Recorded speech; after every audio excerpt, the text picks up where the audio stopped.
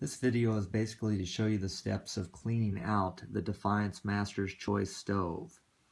Well, the first thing you have to do is come up here and clean out your chimney liner.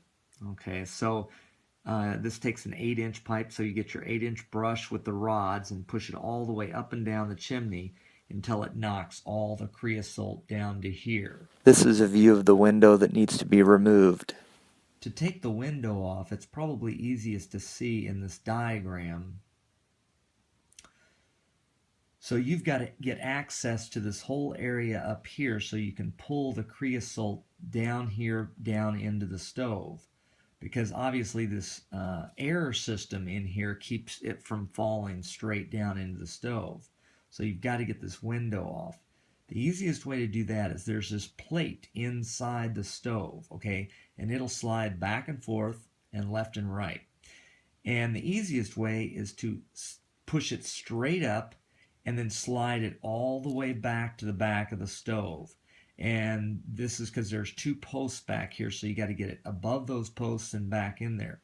Now I prefer to take it out, and the best way to take it out is you actually turn it sideways.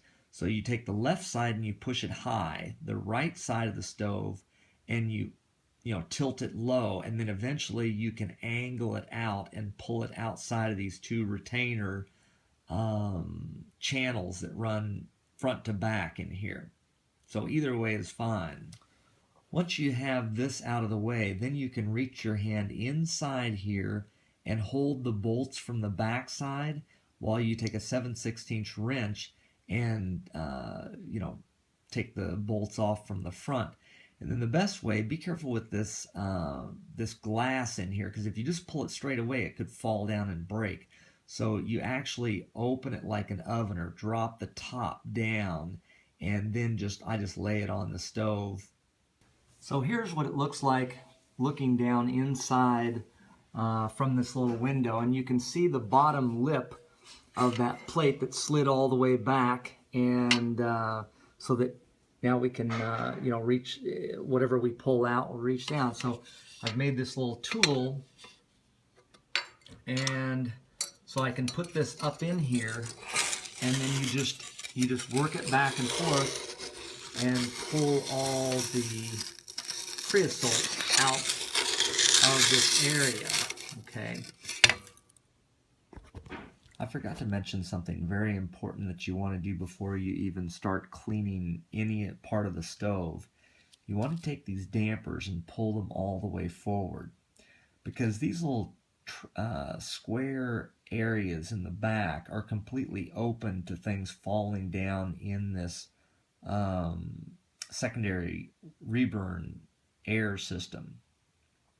So by pulling these all the way forward, whatever happens to fall down inside of here when you're cleaning the stove in this little, basically 1 or 2-inch by 2-inch opening in the back, whatever falls down in there will fall down on the back side of this, because this damper's pulled all the way forward. And then when you finish cleaning all of the, pulling all the creosote forward, and then it'll fall down into here, and then you'll clean the inside of the stove, and all that'll fall down in the middle, and you clean all that up, you'll still have a little bit left that'll fall down this tube back here. So with this damper pulled forward, it'll all fall on the back side of that. So you take the damper and you push it all the way back, and it'll, about here, it'll stop, because you'll feel it compact all that creosote that's fallen down in here. And you take a shop vac and you push the shop vac down, or a small shop vac, in here and down, and you'll feel it suck all that stuff out of here. And then you'll take this bar and push it back, and then you'll get about, pretty close, but it won't quite touch. And then you pull it forward again, and then you put the shop vac down. You get this to where this is perfectly clean, so that you can take this rod and shove it all the way back into here.